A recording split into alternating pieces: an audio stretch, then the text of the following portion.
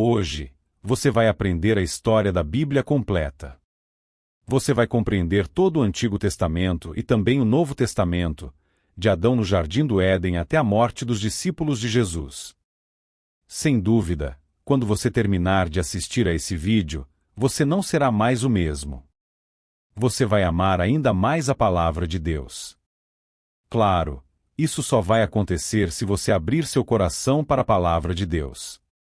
Se você tem dificuldade de entender a Bíblia, nesse vídeo você vai conseguir compreender. Depois de assistir a tudo o que será ensinado, tenho certeza que você será edificado, você será iluminado com as Escrituras. Tudo começou no princípio. Antes do início, só existia Deus. Ele nunca deixou de existir, existe desde a eternidade. Ele não teve origem, é a origem de tudo. Ele não foi criado, é o Criador de todas as coisas. Ele não passou a existir, é o Pai da eternidade. A eternidade é um atributo exclusivo de Deus. No princípio, Deus criou os céus e a terra. No sexto dia, Deus criou o homem à sua imagem e semelhança, e do homem criou a mulher. Adão e Eva foram criados perfeitos, puros e inocentes. Eles tinham plena comunhão com Deus, viviam deleitosos no jardim de Deus como mordomos da criação de Deus.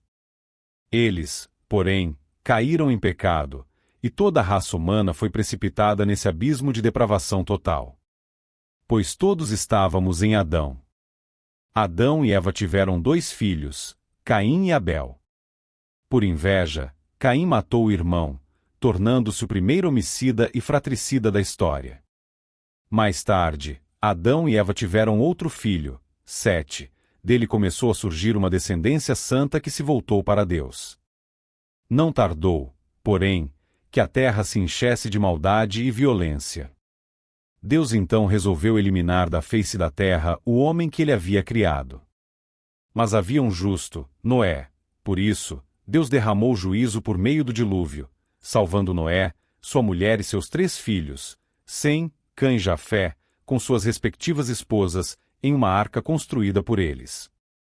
Por meio dos filhos de Noé, Deus recomeçou o povoamento da terra, dando início aos diversos Sem. Tornasse o pai das nações semitas, Cã tornasse o progenitor das nações africanas e asiáticas, e Jafé, o tronco das nações europeias. Mais tarde, Deus escolhe uma família para formar o povo que seria o instrumento para trazer ao mundo o Messias prometido. Ele chama Abrão de Ur dos Caldeus. Este deixa sua terra e sua parentela e torna-se um peregrino da fé, levantando altares a Deus por onde passava. Seguiu com Abrão seu sobrinho Ló, que veio a ser pai de 2 nações, os Amonitas e os Moabitas. Quando Abraão saiu de Harã, tinha 75 anos. Deus prometeu que ele teria um filho, o filho da promessa, e seria pai de numerosa nação, e nele seriam benditas todas as famílias da terra. Abraão esperou 11 anos sem que a palavra de Deus se cumprisse. Então Sara, sua mulher, deixando de crer na promessa divina, entregou sua serva Agar para coabitar com Abrão. Nasceu assim Ismael, que veio a ser pai de numerosa nação, o povo árabe, inimigo histórico do povo de Israel. Quando Abraão estava com 99 anos, Deus lhe apareceu e ordenou-lhe sair de sua cabana e contar as estrelas do céu. Então lhe disse que sua descendência seria tão numerosa quanto as estrelas do céu e a areia do mar, mas também que sua posteridade seria escrava por um período de 430 anos. O trecho menciona uma promessa feita por Deus a Abraão quando ele tinha 99 anos. Deus disse a Abraão para contar as estrelas do céu, simbolizando a quantidade de descendentes que ele teria no futuro. Esta é uma promessa de bênção, indicando que a família de Abraão se tornaria numerosa e influente. No entanto, também veio com uma previsão desafiadora. A descendência de Abraão seria escrava em uma terra estrangeira por 430 anos, o que se refere à escravidão dos israelitas no Egito. Esse momento é crucial porque mostra como Deus interage com seus seguidores na Bíblia, fazendo promessas que são ao mesmo tempo encorajadoras e desafiadoras. Para Abraão, a promessa de ter uma descendência numerosa era um grande presente, especialmente considerando que ele e sua esposa Sara eram muito idosos e ainda não tinham filhos.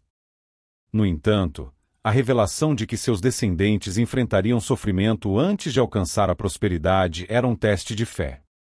Essa passagem é fundamental para entender o conceito de fé em Abraão, que é frequentemente citado como um exemplo de confiança inabalável em Deus, mesmo quando as promessas parecem humanamente impossíveis ou quando as circunstâncias são desafiadoras.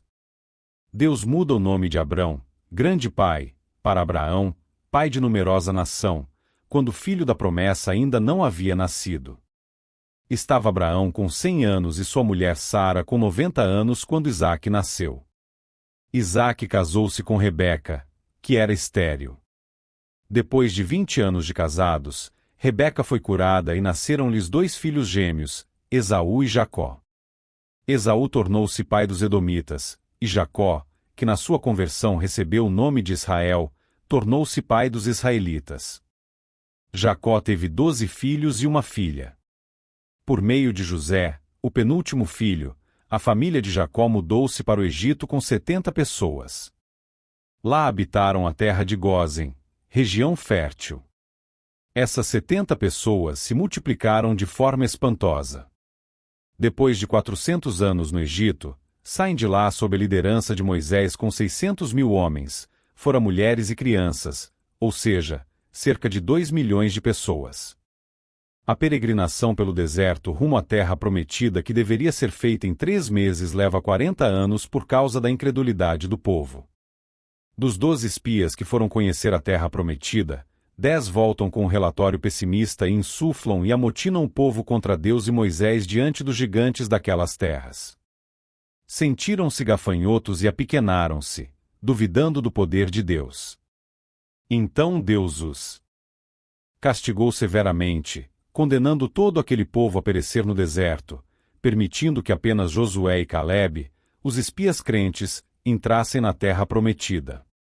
O povo de Israel andou em círculos no deserto durante 40 anos, 1 ano para cada dia em que espiou a terra.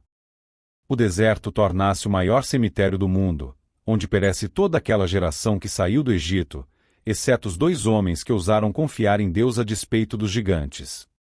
Após os 40 anos de peregrinação, temos 7 anos de conquista da terra sob a liderança de Josué. Mas ainda muita terra restou para ser conquistada. Josué, servo de Moisés, introduziu o povo na terra prometida por um chamado de Deus e por uma capacitação extraordinária.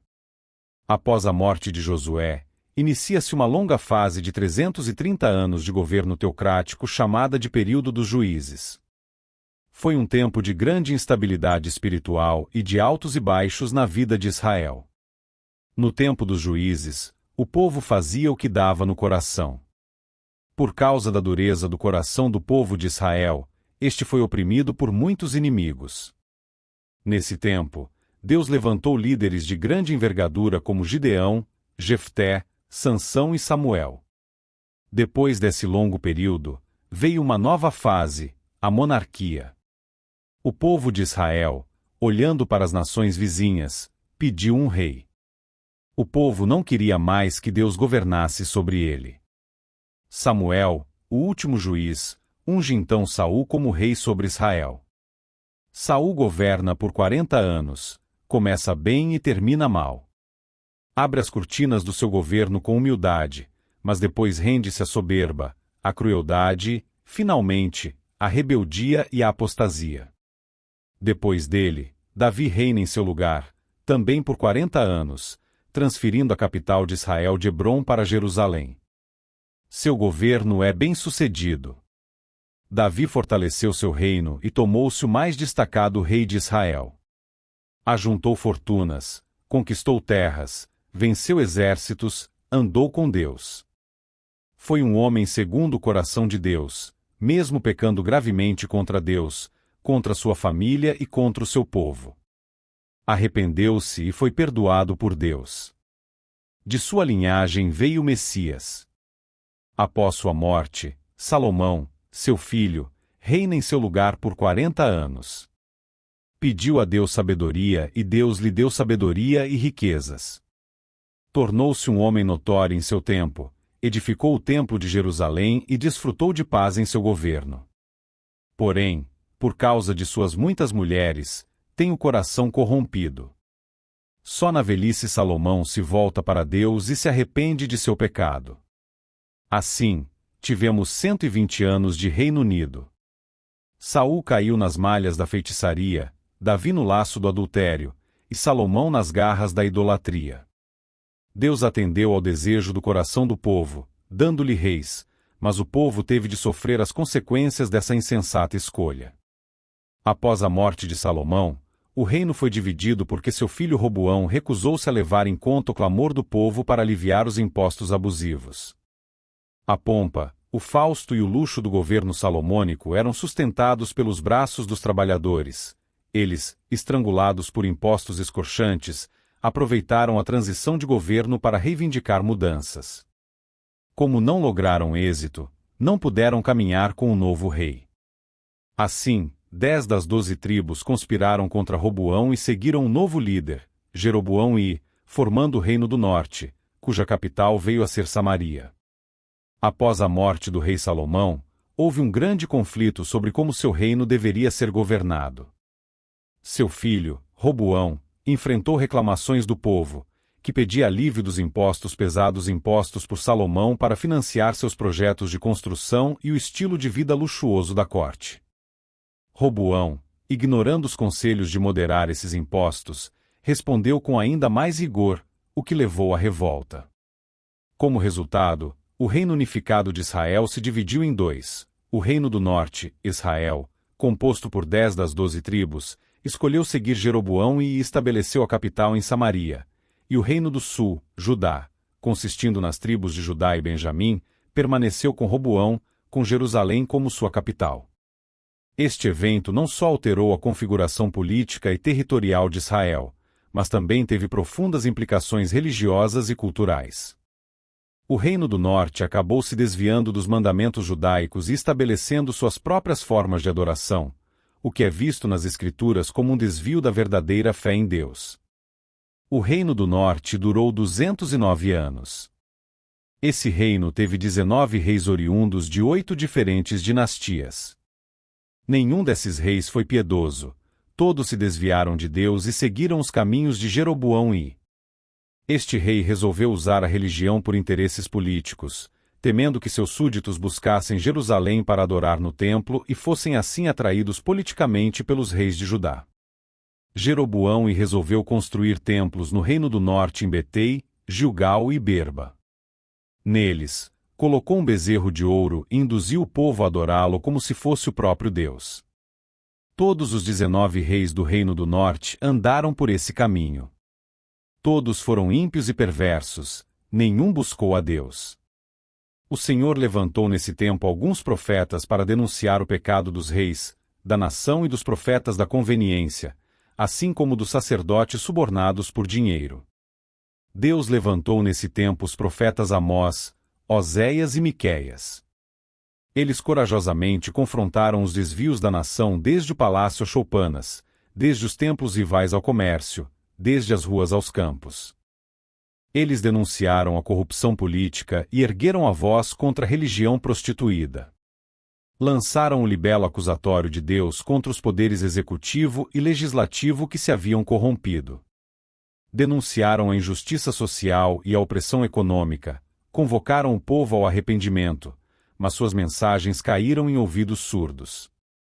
No reinado de Acabe, por intermédio de sua mulher Jezabel, foi disseminada em Israel a perniciosa crença em Baal, o deus cananeu da prosperidade. Nesse tempo, Deus levantou o profeta Elias para desmascarar essa divindade pagã e deitar por terra a credibilidade do ídolo abominável. Ainda nesse reino, Deus chamou Eliseu para substituir Elias e realizar um ministério prodigioso. Mas como Israel não quis ouvir a voz de Deus, o Senhor usou a linguagem da vara e trouxe a Síria contra a nação de Israel. A Assíria foi a vara da ira de Deus contra Israel. Era um império expansionista, guerreiro e sanguinário. Sempre que dominava um povo, praticava barbáries e atrocidades contra os dominados. Normalmente, ao entrar numa cidade ou vila, deixava os corpos mutilados, empilhando cabeças à porta das cidades conquistadas, expondo as pessoas à mais amarga ignomínia. Após levar o povo do norte para o cativeiro, o rei Sargão II enviou à terra de Israel um misto de outros povos, formando ali uma grande mistura de raças. Ele sabia que a miscigenação racial enfraqueceria o potencial de resistência de um povo. Assim, com aquela mistura racial, formou-se em Israel um povo híbrido, chamado samaritano, que veio a constituir-se num inimigo figadal do povo de Judá. O Reino do Sul, composto pelas tribos de Benjamim e Judá, teve 20 reis, sendo que vários foram piedosos, como Asa, Josafá, Ezequias, Jotão, Uzias, Joás e Josias. Sempre que um rei piedoso subia ao trono, a nação prosperava e crescia econômica, moral, social e espiritualmente. No Reino do Sul, para cumprir a profecia de que o Messias viria da casa de Davi, governou apenas uma única dinastia. Para falar ao povo de Judá, Deus levantou vários profetas, como Isaías, Miqueias, Joel, Sofonias e Jeremias. A nação também se corrompeu profundamente, não dando ouvidos à voz de Deus. Então, de igual forma, Deus os disciplinou e enviou o exército babilônico, entregando-os nas mãos de seus inimigos. O povo de Judá foi levado ao cativeiro babilônico. O Reino do Sul, chamado Judá, durou 345 anos. Depois de 2 investidas, Nabucodonosor invadiu Jerusalém, destruiu seu glorioso templo e levou o povo para o cativeiro, deixando a cidade sob tremendo opróbrio. O povo ficou no cativeiro durante 70 anos, conforme profecia dada por Deus ao profeta Jeremias. No período do cativeiro, Deus levantou os profetas Jeremias, Ezequiel e Daniel. Nesse período, o povo foi purificado da idolatria e surgiram as sinagogas. Após o tempo determinado por Deus, o povo de Judá voltou à sua terra. Nesse tempo, ou seja, a Babilônia já havia caído nas mãos do Império Medo-Persa. Ciro, anunciado por Deus 200 anos antes de nascer, liberta o povo judeu e abre as portas para o seu retorno à terra de Canaã. O povo volta em 3 turnos, sob a liderança de Zorobabel para a reconstrução do templo, sob a liderança de Esdras para o ensino da lei e sob a liderança de Neemias para a reconstrução dos muros e a reestruturação política e espiritual do povo. Logo que chegou do cativeiro e deu início à reconstrução do templo, o povo judeu começou a enfrentar problemas. Primeiro, os samaritanos astuciosamente quiseram unir-se a eles na obra a fim de desestabilizá-los. Como a proposta de parceria foi rejeitada, os samaritanos, numa segunda etapa, começaram a ameaçá-los. A seguir, os samaritanos escreveram ao rei Artaxerxes, acusando os judeus de conspiração contra o reino Medo-Persa. Em face dessa nefasta perseguição, a obra do templo foi paralisada por uns 20 anos. Nesse período, o povo relaxou no seu zelo pela casa de Deus e começou a voltar-se para seus próprios negócios, construindo e embelezando suas próprias casas em detrimento da casa de Deus, que estava em ruínas. Nessa época, Deus levantou os profetas Ageu e Zacarias para chamar o povo ao arrependimento. A mensagem desses profetas surtiu efeito rápido e profundo. O povo se arrependeu e voltou com entusiasmo para concluir a reconstrução do templo. Houve então um grande despertamento espiritual, um concerto nas famílias e no sacerdócio, e uma volta de todo o coração para Deus. Cerca de 100 anos se passaram, e uma nova geração se levantou. Agora, o povo continuava indo ao templo, fazendo seus sacrifícios, mas não orava mais a Deus. Eles ofereciam a Deus, em holocausto, animais cegos, doentes e aleijados, desprezavam a mesa do Senhor, considerando-a imunda. Os sacerdotes se corromperam e deixaram de ensinar a palavra de Deus ao povo. A família foi profundamente afetada. Os casamentos começaram a desmoronar, terminando em divórcio. O povo não acreditava mais que Deus fosse capaz de julgá-lo, por isso relaxou na devolução dos dízimos. Embora continuasse a frequentar o templo, estava longe de Deus. Nesse tempo, Deus levantou Malaquias para chamar o povo ao arrependimento. Assim encerrou-se o Antigo Testamento, 400 anos antes de Cristo. Depois do profeta Malaquias, temos um longo período de 400 anos chamado período interbíblico ou período do silêncio profético. Nesse tempo, foram escritos os livros históricos religiosos não canônicos, os livros apócrifos. Também foi traduzido o Antigo Testamento do hebraico para o grego, dando à luz a famosa versão denominada Septuaginta. O Império Medo-Persa caiu nas mãos do Império Grego. Alexandre, o Grande, depois de conquistar nações e reinos, morreu precocemente aos 33 anos de idade, chorando por não ter mais terras para conquistar. Ele expandiu poderosamente seu império, disseminando a cultura helênica e a língua grega, tão útil mais tarde para a divulgação rápida e sem fronteiras do Evangelho. Com a morte de Alexandre, o reino caiu nas mãos de 4 generais. Importando aqui ressaltar o domínio dos Ptolomeus egípcios e dos Seleucidas sírios, que estiveram sempre em conflito. Israel foi ora dominado por um, ora por outro.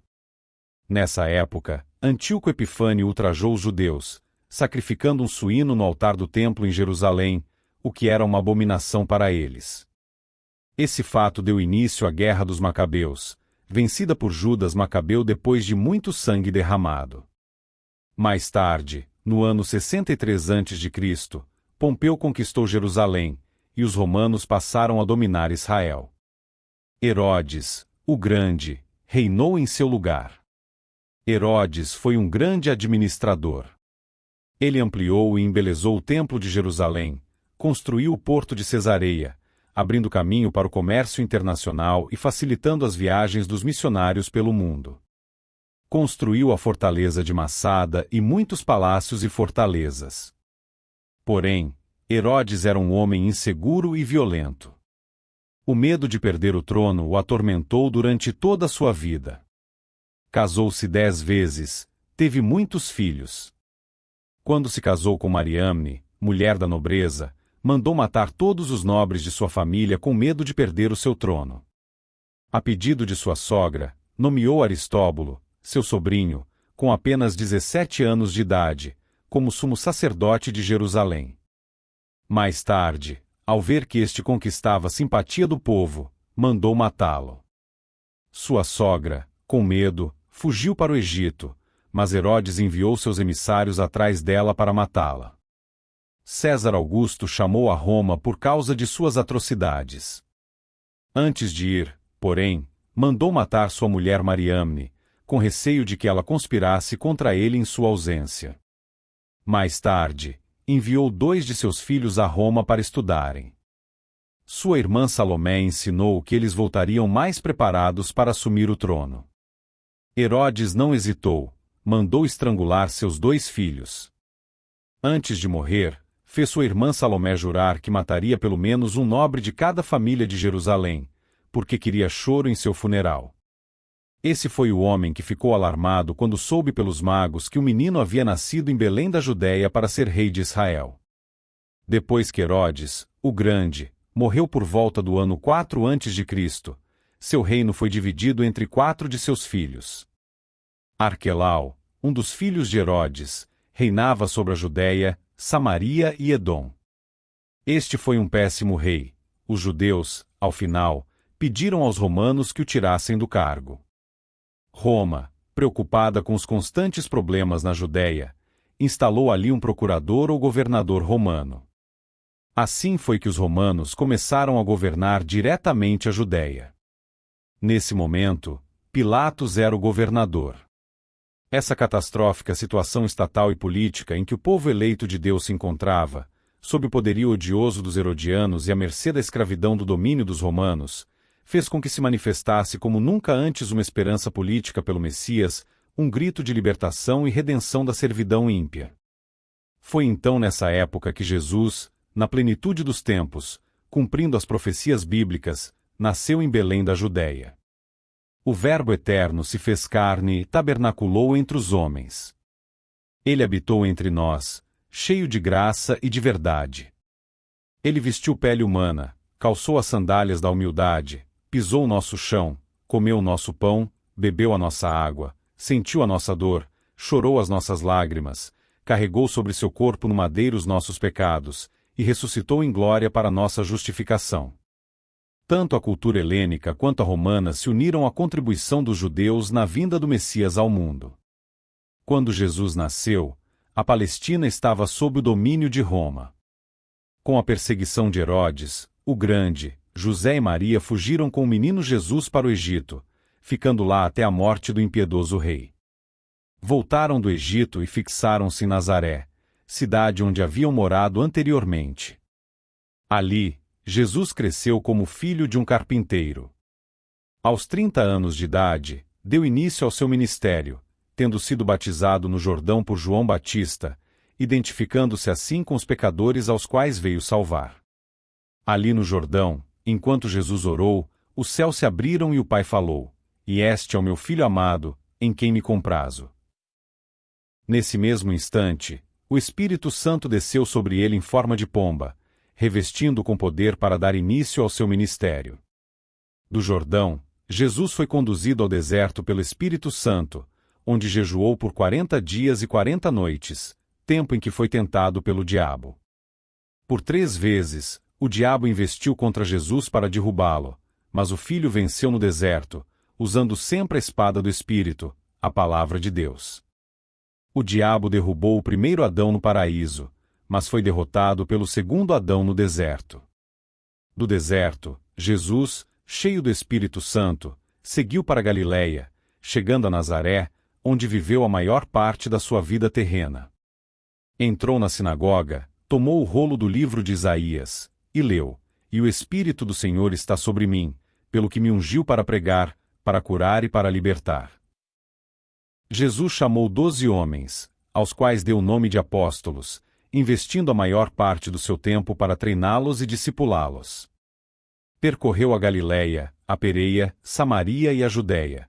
Pregou nas cidades, nas vilas e nos campos. Pregou nas sinagogas e no templo.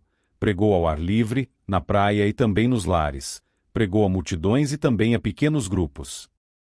Jesus andou por toda parte, fazendo bem e libertando todos os oprimidos do diabo. Curou os enfermos, alimentou os famintos, deu vista aos cegos, aprumou os paralíticos, fez andar os coxos, deu audição aos surdos, purificou os leprosos, libertou os possessos e ressuscitou os mortos. Foi a suprema revelação de Deus aos homens, recebeu o nome de Emanuel, Deus conosco. Ele é o próprio Deus manifestado em carne. Jesus veio com uma missão definida: morrer por todos aqueles que o Pai lhe deu. Ele nasceu para morrer, ele morreu para que pudéssemos viver. O apóstolo Paulo foi enfático em dizer que ele morreu pelos nossos pecados, segundo as Escrituras, foi sepultado e ressuscitou ao 3º dia, segundo as Escrituras. Sua morte não foi um acidente, nem sua ressurreição uma surpresa. O diabo usou diversos artifícios para demovê-lo da cruz, mas Jesus marchou para ela como um rei caminha para a coroa. Na cruz, Jesus esmagou a cabeça da serpente e triunfou sobre os principados e potestades, expondo-os ao desprezo. Na cruz, Jesus consumou a obra da redenção. Na cruz, ele nos libertou. A morte não pode detê-lo. Ao 3º dia, Jesus ressuscitou para a nossa justificação. Antes de subir aos céus, porém, instruiu os discípulos a permanecerem em Jerusalém, aguardando a promessa do Pai até que fossem revestidos de poder. Em Atos capítulo 1 versículo 8, Jesus fala sobre a capacitação de poder dada pelo Espírito Santo e dá também a estratégia de ação a ser seguida: ser testemunha tanto em Jerusalém, como em toda a Judéia, Samaria e até os confins da terra. Depois do Pentecostes, a igreja explodiu em Jerusalém num crescimento espantoso. Multidões eram convertidas e agregadas a ela. O crescimento e a expansão da igreja de Jerusalém são registrados por Lucas até o capítulo 7 do livro de Atos. Como a igreja ainda estava limitada à Judéia, Deus enviou uma perseguição contra ela, e os crentes foram dispersos, levando a palavra por onde iam. Assim é que Filipe chegou a Samaria, quebrando os muros de inimizade e pregando ali o evangelho com poder. O povo se alegrava ao ouvir e ver as coisas que Deus fazia por intermédio de Filipe. O diácono pregador falava e fazia, pregando aos ouvidos e aos olhos. Pela imposição de mãos dos apóstolos Pedro e João, os samaritanos também receberam o Espírito Santo. O evangelho se espalhou para além das fronteiras de Israel com a conversão do perseguidor da igreja, Saulo de Tarso, no caminho de Damasco. Mais tarde, uma igreja gentílica, a Igreja de Antioquia da Síria, tornou-se a mãe das missões transculturais. Depois disto, Barnabé e Saulo partiram para a primeira viagem missionária nas regiões da Galácia, passando por Perge, Derbe, Iconio e Listra, estabelecendo igrejas e constituindo presbíteros.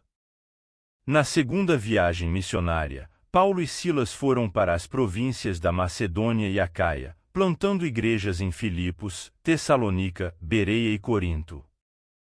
De Antioquia da Síria, Paulo escreveu a carta aos Gálatas, Corinto e as duas cartas para os Tessalonicenses. Na terceira viagem missionária, Paulo visitou a província da Ásia Menor, permanecendo 3 anos em Éfeso, a capital da província, de onde escreveu as duas cartas à igreja de Corinto. Nessa cidade cosmopolita de mais de 300.000 habitantes, havia o templo da deusa Diana, um palácio de mármore 4 vezes maior do que o Partenon de Atenas, das 7 maravilhas do mundo antigo. Nos anos que Paulo passou na Ásia Menor, foram plantadas igrejas por toda a província, como as de Pérgamo, Tiatira, Sardes, Filadélfia, Laodiceia, Colossos e Herápolis. Em virtude da fome que assolou o mundo no tempo do imperador Cláudio, os judeus foram expulsos de Roma, conforme registrado no livro de Atos capítulo 18 versículo 2. Paulo então fez uma grande coleta entre as igrejas gentílicas para levar aos pobres da Judéia. Ao embarcar rumo a Jerusalém, comunicou aos presbíteros de Éfeso que, de cidade em cidade, o que o aguardava eram cadeias e tribulações.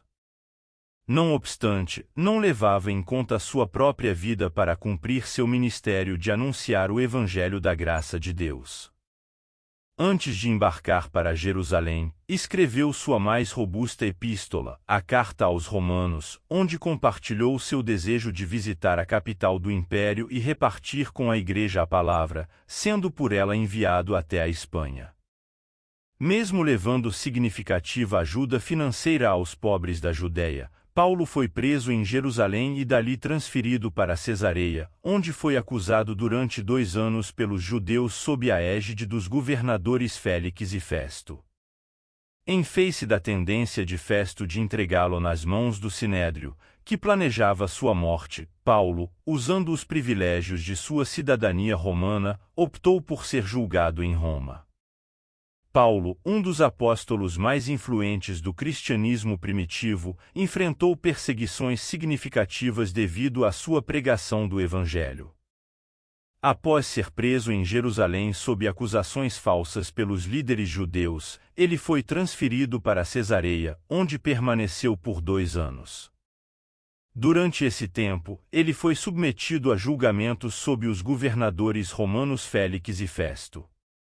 Percebendo que poderia ser entregue ao Sinédrio, uma assembleia de juízes judeus, que provavelmente o condenaria à morte, Paulo invocou seu direito de cidadão romano para ser julgado em Roma. Essa escolha levou Paulo a uma viagem perigosa para Roma, que incluiu um naufrágio. Em Roma, ele ficou em prisão domiciliar, onde continuou a evangelizar e escrever muitas das epístolas que formam partes importantes do Novo Testamento. Durante este período, ele influenciou muitos, incluindo membros da guarda pretoriana. A situação dos cristãos em Roma se deteriorou após o grande incêndio da cidade em 64 d.C., pelo qual o imperador Nero culpou os cristãos, iniciando uma severa perseguição contra eles. Paulo, durante sua segunda prisão, escreveu a segunda carta a Timóteo, refletindo sobre seu iminente martírio e mantendo a fé até o fim. Estes episódios destacam a resistência e a fé de Paulo, assim como os desafios enfrentados pelos primeiros cristãos sob um império que alternava entre a indiferença e a hostilidade extrema em relação ao cristianismo emergente. Na viagem para a capital do império, enfrentou um terrível naufrágio. O navio se despedaçou por inteiro, porém, todos os passageiros e tripulantes foram salvos miraculosamente, conforme promessa de Deus a Paulo. Na ilha de Malta, onde chegaram, uma víbora picou a mão de Paulo, mas Deus neutralizou o veneno letal da cobra e ainda usou seu servo para curar todos os enfermos da ilha. Assim, os malteses enviaram Paulo a Roma com todas as suas necessidades supridas. Ali, permaneceu preso durante 2 anos em uma casa alugada. Dali, Paulo evangelizou a guarda pretoriana, estimulou os crentes a trabalhar e escreveu cartas para Efésios, para Filipenses, Colossenses e para Filémon. Após esse período, Paulo foi liberado da prisão. Então escreveu a primeira carta a Timóteo e a carta a Tito. Mas a partir do ano 64, a perseguição à igreja, em vez de ser religiosa, passou a ser política, e Paulo retornou à prisão, sendo encerrado numa masmorra, um porão subterrâneo, escuro, úmido e insalubre. No dia 17 de julho do ano 64, a cidade de Roma, com mais de 1 milhão de pessoas, foi incendiada. Nero, o imperador, vestido de ator, subiu para o alto da Torre de Mecenas, de onde assistiu ao espetáculo horrendo das chamas devorando a cidade. Foram 7 noites e 6 dias de incêndio. Quando as chamas apagaram, 70% da cidade estava destruída. Dos 14 bairros de Roma, 10 deles foram devastados pelas chamas. Os 4 bairros restantes, densamente povoados por judeus e cristãos, deram a Nero um álibi para colocar a culpa do incêndio de Roma nos cristãos. Começa então uma brutal perseguição à igreja. Faltou madeira para fazer cruzes, tamanha a quantidade de crentes crucificados. Os crentes eram amarrados em postes, cobertos de piche e queimados vivos para iluminar as noites de Roma. Foi um verdadeiro massacre. Dessa segunda prisão, Paulo escreveu a sua última epístola, a segunda carta a Timóteo. Nela, relatou a chegada do seu próprio martírio e a gloriosa esperança de tomar posse da coroa da justiça. Assim, por volta do ano 67, o veterano apóstolo foi degolado, deixando, porém, para as gerações posteriores um bendito legado. O Novo Testamento foi escrito num período de 50 anos. Temos 4 livros biográficos, os 4 evangelhos, e 3 são sinópticos, quer dizer, vistos por uma mesma perspectiva, Mateus, Marcos e Lucas. A ênfase de Mateus é apresentar Jesus como Rei dos Judeus, escrito para os judeus, tem o maior volume de citações do Antigo Testamento, é o mais judaico dos evangelhos.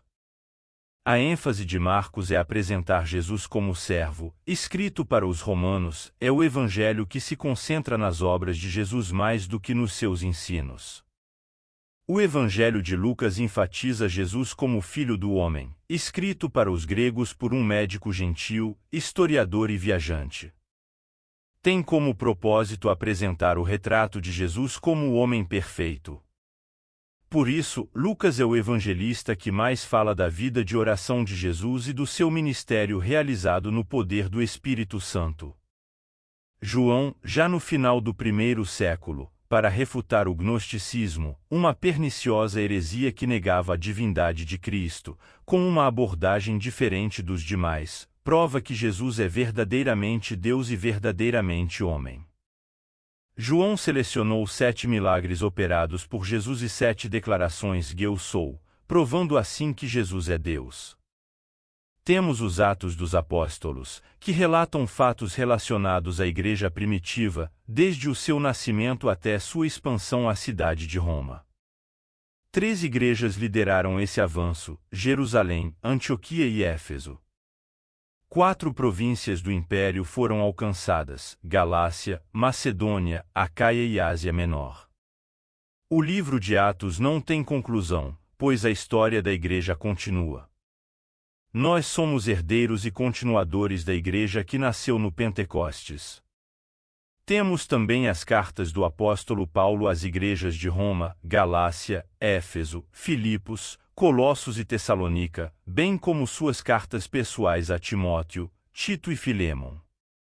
Temos, além disso, uma carta enviada aos judeus que estavam sendo tentados, por causa da perseguição, a retroceder na fé, que é a carta aos Hebreus, de autor desconhecido. Temos ainda as cartas gerais escritas por Tiago, Pedro, João e Judas. Finalmente, temos um livro escatológico, o Apocalipse, que narra a vitória triunfal de Cristo e de sua Igreja, escrito pelo apóstolo João na ilha de Patmos, por volta do ano 96. Espero que você tenha aprendido sobre essa história. Deus abençoe sua vida. Se você ainda não aceitou Jesus como seu Salvador, ainda dá tempo. Arrependa-se, Ele pode mudar seu futuro, sua história. Ele pode tirar de você toda a tristeza, toda a solidão, e te proporcionar o que você precisa. Entra no teu quarto, feche a porta e fala com Deus. Ele vai te ouvir. Deus abençoe. Se você encontrou valor e inspiração neste vídeo, por favor, não se esqueça de curtir e se inscrever no canal Sopro Celestial. Aqui, continuaremos a explorar temas espirituais profundos que tocam o coração e elevam a alma. Temos também uma oportunidade especial para você aprofundar sua prática de oração. Nosso novo e-book, Os 52 Orações Poderosas para Todos os Aspectos da Vida. Cada oração contida neste livro é uma chave para desbloquear uma vida mais plena e feliz, ajudando você a encontrar força e serenidade nos momentos que mais precisa. Você pode encontrar o link para adquirir o e-book nos comentários fixados abaixo deste vídeo. Não perca a chance de transformar sua vida com estas orações poderosas. Obrigado por assistir e até o próximo vídeo. Mantenha-se abençoado e continue a jornada espiritual com fé e esperança.